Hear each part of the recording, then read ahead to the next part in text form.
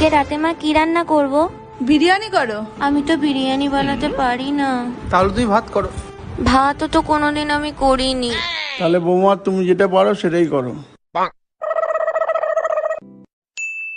আচ্ছা মা, সোডার সাথে খাবে না জলের সাথে খাবে? সোডার সাথে।